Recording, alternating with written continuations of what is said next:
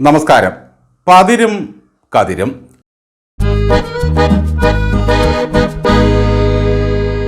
സൂര്യൻ മീനം രാശിയിൽ നിന്നും മേടം രാശിയിലേക്ക് പ്രവേശിച്ചതോടെ MV ഗോവിന്ദന്റെ മട്ടുമാറിയ നിലയിലാണ്.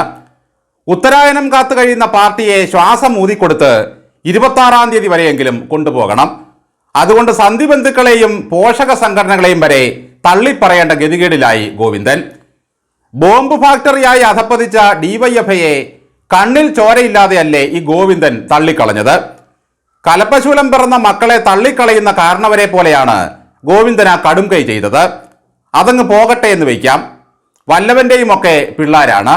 അതുപോലെയാണോ വീണയെ തള്ളിപ്പറയുന്നത്? കാരണഭൂതന്റെ രക്തത്തിൽ പിറന്ന സന്തതിയെ ഇങ്ങനെ കണ്ണിൽ ചോരയില്ലാതെ വിട്ടുകൊടുക്കാൻ എങ്ങനെ തോന്നി ഗോവിന്ദന്? എന്തുകൊണ്ടാണ് നിയമപരമായും രാഷ്ട്രീയപരമായും നേരിടുമെന്ന് പറയാത്തത്? വീണയെ ചോദ്യം ചെയ്തോട്ടെ, അത് പാർട്ടി ചർച്ച ചെയ്യേണ്ടതില്ല എന്നാണ് ഗോവിന്ദന്റെ വിലാപം. വീണയ്ക്ക് വേണ്ടി ഏറെ പ്രതിരോധങ്ങൾ തീർത്ത AK ബാലനെ കാണാനുമില്ല. ഏത് മ്യൂസിയത്തിലാണ് ബാലനെ കൊണ്ട് തട്ടിയത്? അത് കമ്പനികൾ തമ്മിലുള്ള വിഷയമാണെന്നും പാർട്ടി ഇടപെടേണ്ട കാര്യമില്ലെന്നുമാണ് ഗോവിന്ദൻ പറയുന്നത്. കമ്മ്യൂണിസം എന്ന കറക്ക് കമ്പനിയുടെ വിലാസത്തിലല്ലേ ഗോവിന്ദ ഈ കമ്പനികൾ തമ്മിൽ ജായന്റായത്? AKG സെന്ററിന്റെ വിലാസം ഉപയോഗിച്ച് IT കമ്പനി തുടങ്ങിയ വീണ പാർട്ടിയുടെ ഭാഗം തന്നെയല്ലേ? വീണയെ കൈവിട്ടാൽ ആ കുട്ടിയുടെ അച്ഛൻ എങ്ങനെ സഹിക്കും? ഇങ്ങനെ കണ്ണിൽ ചോരയില്ലാതെ തള്ളിപ്പറയാൻ എങ്ങനെ കഴിയുന്നു അങ്ങേക്ക്? 26-ാം തീയതി കഴിഞ്ഞാൽ തള്ളിപ്പറഞ്ഞതിനെയൊക്കെ ഒക്കത്തെടുത്ത് വെക്കും ഗോവിന്ദൻ. നിലത്ത് നിർത്തിയേ മുഖത്ത് നോക്കാവൂ. ഈ പാർട്ടി കേരള ഭൂമിയിൽ നിലനിൽക്കുന്നത് തന്നെ ഒരച്ഛനും മകൾക്കും വേണ്ടിയാണ്. അവരെ നോക്കി അടിമവംശം പറഞ്ഞുകൊണ്ടിരിക്കുന്നത് ഒന്നു മാത്രം: ഹന്തഭാഗ്യം ജനാനാം. ഗോവിന്ദൻ പറയുന്നതൊക്കെ പുറംപൂച്ചാണെന്ന് അറിയാത്തവർ ആരാണുള്ളത്? 26 വരെ ED സകല വാതിൽക്കലും മുട്ടിക്കൊണ്ടിരിക്കും. വിശ്വഗുരുവിന്റെ കൈ മുറുകെ പിടിച്ച് കേരളഭൂതൻ ഒരു നിശബ്ദ വിനിമയം നടത്തിയിട്ടുണ്ട്. CPIയുടെ 2 സ്ഥാനാർത്ഥികളെങ്കിലും ബലി കൊടുത്തോളാം എന്നാകുമോ ആ വാഗ്ദാനം?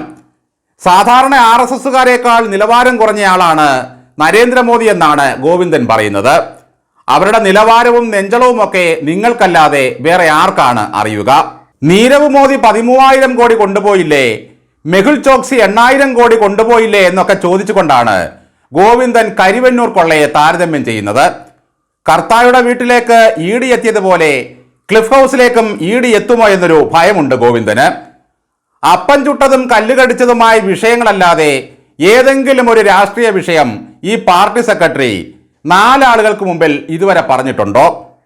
എന്തു മലമറിച്ച് മനുഷ്യനെ ഊട്ടിയിട്ടാണ് ഈ പാർട്ടി മത്സരിക്കാൻ ഇറങ്ങിയത്?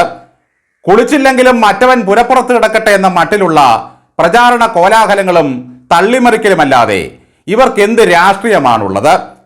ഇടതില്ലെങ്കിൽ ഇന്ത്യയില്ല എന്നതാണ് പുതിയ മുദ്രാവാക്യം. ഇടതില്ലാതായിട്ടും ത്രിപുരയും ബംഗാളും ഇപ്പോഴുമുണ്ടല്ലോ. രാഷ്ട്രീയത്തിനപ്പുറം മനുഷ്യൻ വിലമതിക്കുന്ന ഒരൊറ്റ സ്ഥാനാർത്ഥിയെ രംഗത്തിറക്കാൻ CPMന് കഴിഞ്ഞിട്ടില്ല. ഇടതില്ലെങ്കിലും ഇന്ത്യക്ക് ഒരു ചീനവാഴയ്ക്കയും സംഭവിക്കാൻ പോകുന്നില്ല. മറിച്ച് ഇന്ത്യ സഖ്യമില്ലെങ്കിൽ ഇടതുമില്ല, CPMുമില്ല. ഒന്നുമില്ലെങ്കിലും ചോദ്യങ്ങൾക്ക് ഒരു കുറവുമില്ല ഈ പാർട്ടിക്ക്. എന്തുകൊണ്ട് രാഹുൽ ഗാന്ധി മോദിക്കെതിരെ മത്സരിക്കുന്നില്ല എന്നതാണ് ഒരു ചോദ്യം.